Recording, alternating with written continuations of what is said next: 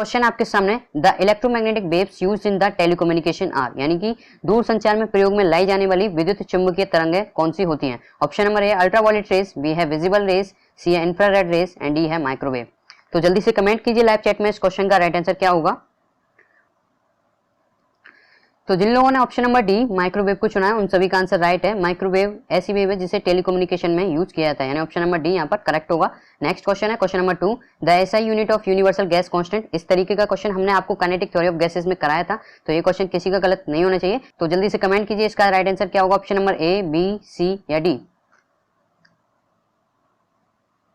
तो जिन लोगों का answer option number B joule per kelvin per mole आ रहा है उन सभी का आंसर राइट है, जैसे कि आपको वहां पर बताया था। और जल्दी से लाइव चैट में आर की वैल्यू लिख दीजिए कि आर की वैल्यू क्या होगी। तो जिन लोगों ने लिख दी अच्छी बात है, जो लोग नहीं लिख पा रहे हैं वो लोग लिख लीजिए 8.31 joule per kelvin per mole. Clear. Next question है question number 3, the momentum of a dog of a 60 kilogram weight running at 10 metre per second. तो बहुत ही सिंपल क्वेश्चन है, यानी 60 किलोग्राम वजन का एक कुत्ता 10 मीटर प्रति सेकंड की गति से दौड़ रहा है, तो उसका संवेग क्या होगा। Option number A 500 kilogram metre per second, B है 600 kilogram metre per second, C है 470 kilogram metre per second and D है 550 किलोग्राम मीटर पर सेकंड। तो जल्दी से कमेंट कीजिए लाइव चैट में इस क्वेश्चन का राइट आंसर क्या होगा। बहुत ही सिंपल क्वेश्चन है। तो जिन लोगों का answer option number B 600 kilogram metre per second आ रहा है उन सभी का आंसर राइट है। जैसा कि आप सभी को पता है पी यानी कि मोमेंटम यानी संवेग आपका होता है मास इनटू वेलोसिटी।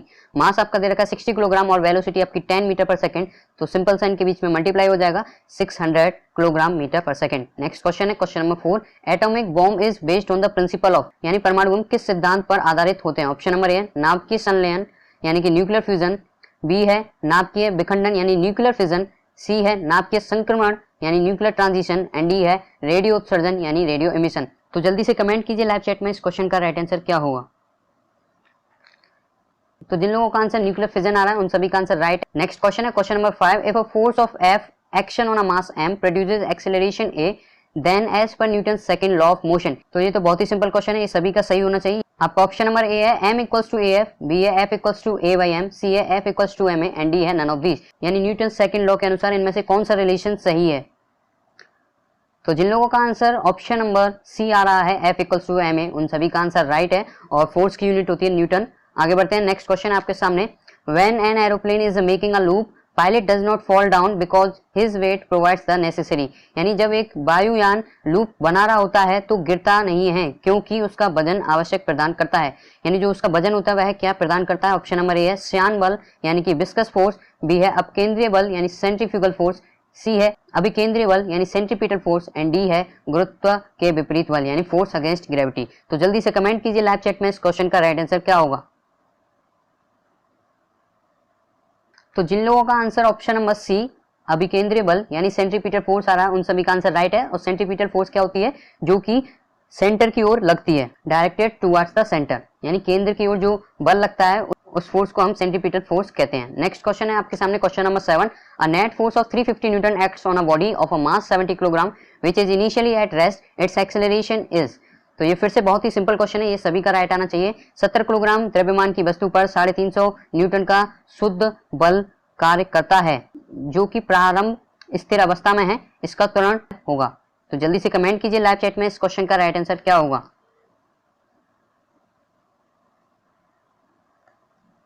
तो जिन लोगों का आंसर ऑप्शन नंबर बी 5 आ रहा है उन सभी का आंसर राइट है, 5 मीटर पर सेकंड स्क्वायर। जैसे कि इस क्वेश्चन को एक्सप्लेनेशन की जरूरत नहीं है, F इक्वल्स टू ma होता है और आपको फोर्स दे रखी है 350 न्यूटन और मास आपके पास है 70 किलोग्राम, तो एक्सेलरेशन आप लोग निकाल सकते हो, 0 से 0 कैंसिल, 7 5 35 यानी कि 5 metre per second square. Next question है question number 8, in the context of a non conventional energy what is the meaning of OTE।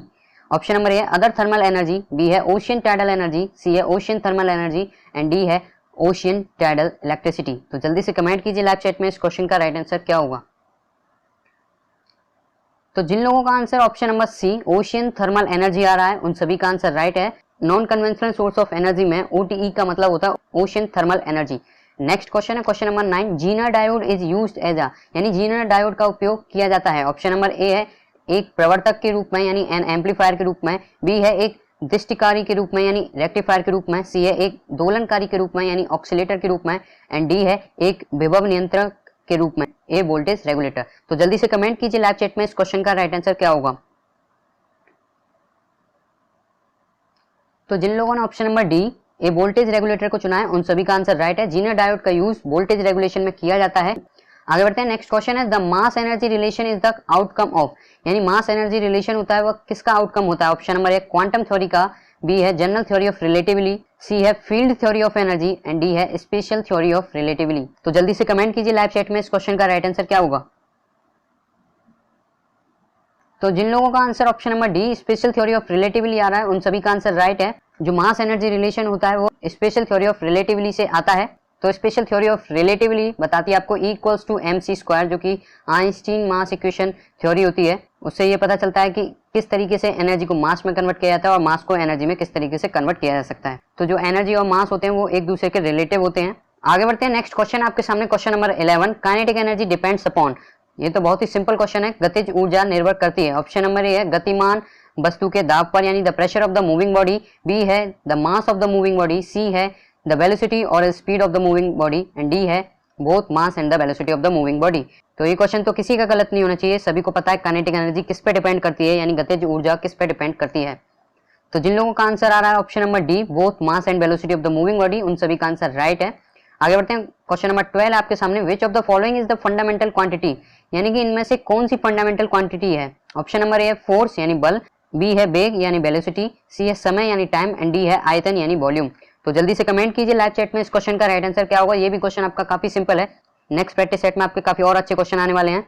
तो जिन लोगों का answer option number C time है उन सभी का आंसर राइट है। फंडामेंटल क्वांटिटी 7 होती है जैसा कि आप सभी को पता है, और फोर्स, वेलोसिटी एंड वॉल्यूम ये आपकी डिराइव्ड यूनिट होती हैं। आगे बढ़ते हैं, नेक्स्ट क्वेश्चन आपके सामने question number 13, the weight of an object is maximum. तो ये क्वेश्चन भी किसी का गलत नहीं होना चाहिए। ग्रेविटेशन चैप्टर जिन लोगों ने देखा है ये क्वेश्चन उनसे तो कभी गलत नहीं होना चाहिए। ऑप्शन नंबर ए है ऑन द इक्वेटर यानी विषुवत पर, बी है पृथ्वी के ध्रुवों पर यानी on the poles of the earth, C है पृथ्वी के केंद्र पर यानी at the centre of the earth and D है पृथ्वी के तल पर यानी on the surface of the earth, यानी कि किसी भी ऑब्जेक्ट का वेट कहां पर मैक्सिमम होगा। तो जिन लोगों का answer option number B on the poles of the earth आ रहा है उन सभी का आंसर राइट है। इस तरीके के क्वेश्चन को हमने वहां पर भी आपको कराया था कि किसी भी ऑब्जेक्ट का वेट मैक्सिमम कहां पर होना है और मिनिमम कहां पर होगा, वहां पर आपको बताया था। जैसा कि आप सभी को पता है W बराबर mg होता है, यानी कि मास तो कभी चेंज होना नहीं है, चेंज होगी तो क्या acceleration due to gravity, g change होने वाली है। और आपको पता ही है g कहां पर सबसे ज्यादा होती है, पोल पर, इक्वेटर पर कम होती है, जैसे कि आपको वहां पर लर्निंग फेज बताया था। अगर अभी तक आप लोगों ने वह लेक्चर नहीं देखा तो आप लोग उसे जाकर अभी देखिए। आगे बढ़ते हैं, नेक्स्ट क्वेश्चन है question number 14, a ball is projected with a velocity of 15 metre per second making an angle of 30 degree, sorry यहाँ पर 30 डिग्री आएगा, 300 नहीं है, 30 degree with the horizontal, calculate the time of flight of the ball, यानी कि एक गेंद को 15 मीटर प्रति सेकंड के वेग से 36 से 30 डिग्री का कोण बनाते हुए फेंका जाता है, गेंद की उड़ान का समय ज्ञात कीजिए। यहाँ पर आपको जी दे रखी है 10 metre per second square. Option number A 4.5 second, B है 1.5 सेकंड, सी है 2.1 सेकंड एंड डी है 3 सेकंड। तो जल्दी से कमेंट कीजिए लाइव चैट में इस क्वेश्चन का राइट आंसर क्या होगा। अगर अभी तक आप लोगों ने प्रोजेक्टाइल मोशन वाला लेक्चर भी नहीं देखा है तो आप लोग उसे जाकर जरूर देखिए। तो जिन लोगों का answer option number B 1.5 second आ रहा है उन सभी का आंसर राइट है। जैसा कि आप सभी को पता है टाइम ऑफ फ्लाइट क्या होता है, t equals to 2 mu sine theta upon g. Mu आपकी होती है इनिशियल वेलोसिटी, तो 2 इंटू 15 मल्टीप्लाई साइन 30 की वैल्यू हो गई 1/2, 2 से 2 कैंसिल, और जी की वैल्यू आपको दे रखी है 10 मीटर पर सेकंड, और जब आप इसे 10 से डिवाइड दोगे तो क्या आएगा 1.5 सेकंड। नेक्स्ट क्वेश्चन आपके सामने question number 15, the magnetic flux through 50 turn coil increase at the rate of 0.05 weber पर second, what is the induced EMF the ends of the coil. Option number A है 2.5 volt, B है 3 volt, सी है 5 volt and D है 7 volt. तो जल्दी से comment कीजिए live chat में इस क्वेश्चन का राइट आंसर क्या होगा। तो जिन लोगों का answer option number A 2.5 volt आ रहा है उन सभी का आंसर राइट है। अब किस तरीके से, जैसा कि आप सभी को पता है E equals to minus n d phi over d t होता है, जिसे अभी हम आने वाले लेक्चर्स में कवर करेंगे। यहाँ पर एन आपके नंबर ऑफ टर्न्स होते हैं कॉइल के, अगर ये 1 होता है तो simple minus d phi over d t हो जाता है, और अगर नंबर ऑफ टर्न्स होते हैं तो यहाँ पर आपको नंबर ऑफ टर्न्स से भी मल्टीप्लाई करना होता है। ई आपका ईएमएफ होता है जिसकी यूनिट वोल्ट होगी, और d phi over d t क्या होता है, चेंज इन फ्लक्स, जो कि आपको दे रखा है 0.05 वेबर पर सेकंड।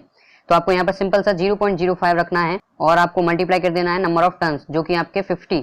तो एक जीरो से एक पॉइंट कैंसिल, 0.5 इंटू 5 कितना हो गया 2.5 वोल्ट। ऑप्शन नंबर ए यहाँ पर करेक्ट।